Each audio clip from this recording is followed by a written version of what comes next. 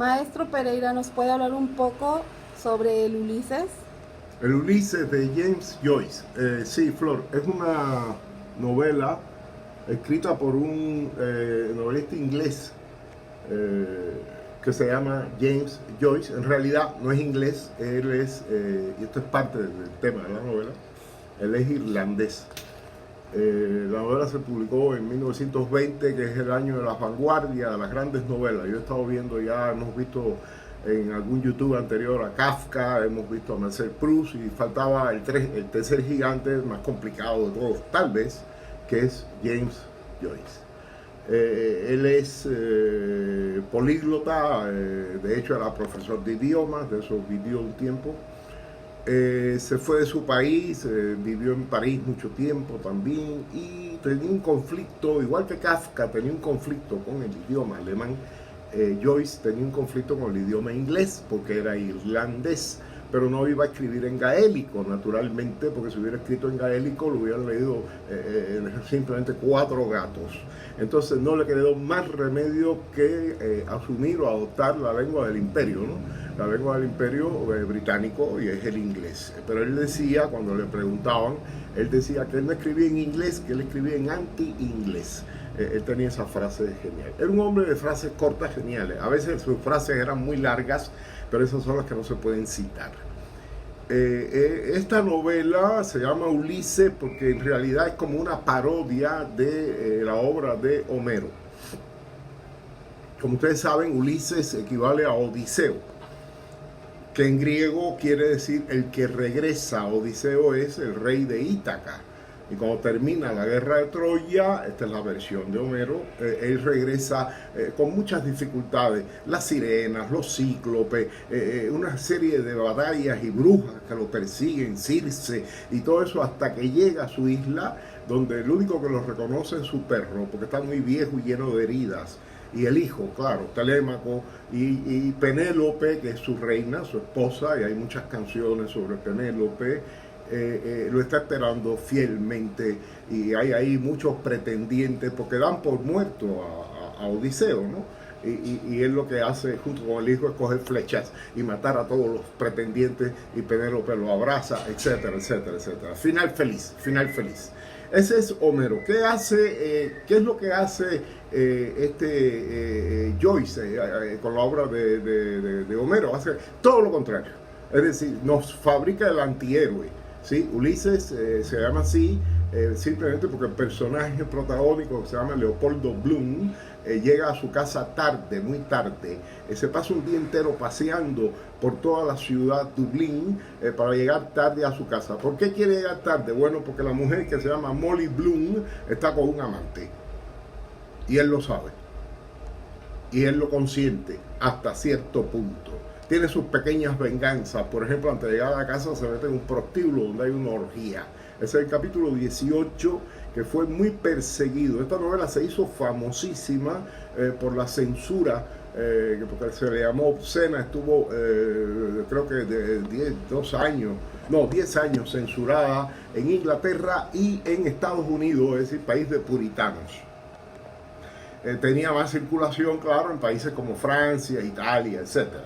Y se hizo muy famosa. Muchos turistas que iban a Europa a ver la Torre Eiffel, lo de siempre, ¿no? El Louvre, pero había que comprar un ejemplar del Ulises. Si no comprabas un ejemplar del Ulises y no entrabas en Estados Unidos con un ejemplar del Ulises, no eras persona, no eras culto. Aunque después no se leyeran la novela entera o no la entendieran, porque es una novela llena de trabalenguas, de juegos de palabras, de sintaxis rota. Por ejemplo, el monólogo final de Molly Bloom, que está borracha, acostada en la cama, y que ya su amante, que es un empresario de ópera, se ha retirado, ella empieza a hablar consigo misma de una forma caótica, donde no hay ni puntos ni comas. Son 90 páginas completas sin punto ni coma. ¿Por qué no hay puntos y comas? Porque así es como funciona lo que Joyce llamaba la corriente interior o el flujo interior. El flujo interior, ¿qué cosa es? Cuando estamos muy solos y estamos haciendo actividades, ¿no? Y vamos pensando en cosas distintas a la actividad que estamos realizando.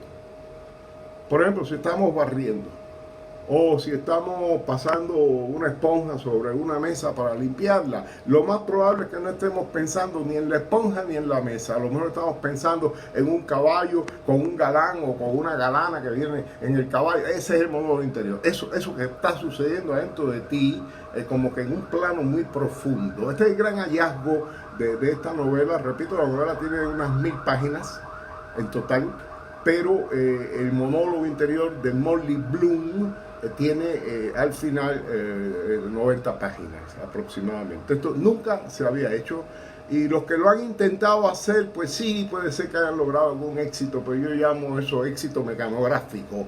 Es decir, la virtud consiste ya en no poner comas, comas, ni puntos, ni punto y coma, ni siquiera puntos suspensivos. Esto ya se ha hecho demasiado. Yo recomiendo que lean el modelo clásico, y si luego quieren experimentar, se vale, pero no se puede experimentar si no se conoce el modelo original.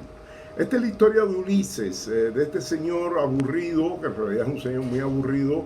Su mujer tiene un amante, él no tiene ninguna porque es muy feo, y anda paseando por Dublín haciendo diversas actividades. Él es agente de publicidad. Y en la novela aparecen muchos juegos de palabras con marcas de jabón, y mezcla mucho el gaélico con el inglés, y a veces con voces en griego y también en latín. La novela comienza ya con un concepto que se expresa en griego, pero en realidad es celta. No olvidemos que los ingleses, bueno, Escocia, sobre todo Irlanda, son tribus celtas. Y la palabra en griego es metempsychosis. Él empieza con un juego, porque él es muy obsceno, es muy libidinoso. Entonces empieza con la metempsychosis. La metempsychosis es un concepto interesantísimo de los celtas, porque todos los pueblos, más o menos mitológicamente, siempre han hablado de la reencarnación, ¿no? Del karma, de cómo tú aquí en esta vida eres un ser humano, en la siguiente a lo mejor te toca ser un gato, o te toca ser una cucaracha, o te toca ser una lagartija. Bien, eso es la reencarnación. Los celtas lo que añaden a esta teoría de la reencarnación, que lo vemos sobre todo en la India, es un concepto interesantísimo. Es decir, no solo los seres biológicos tienen derecho a la reencarnación, también los objetos. Por ejemplo, este vaso de plástico puede ser la reencarnación de un esclavo egipcio que construyó la pirámide de Keops. O esta tijera que tengo aquí puede ser la reencarnación de una princesa fenicia bellísima, ¿entiendes? Del siglo V antes de nuestra era. Y ha ido por diversas reencarnaciones o avatares hasta venir a parar a la mesa de Manuel Pereira convertida en tijera. Desde luego que no me interesa esta ninfa, es demasiado peligrosa. Pero bueno, era para que entendieran cómo empieza la novela El Ulises. Empieza así, con la metempsicosis. Y ya eso nada más ya le da a la novela una entrada prodigiosa. Una entrada realmente prodigiosa. Joyce tuvo muchos problemas de ceguera. Era cegato. Si lo buscan en internet lo verán con un parche, casi siempre un parche. Y hubo una mujer que lo salvó, porque nadie quería publicar su obra. Una mujer a la que yo siempre rendiré homenaje, Sylvia Beach, con una librería que se llamaba Shakespeare & Company. Fue la única que puso su dinero, imprimió el Ulises, y gracias a ella conocemos esta obra inmortal. Ese es el Ulises de James Joyce. Y eso es todo por hoy. Muchas gracias.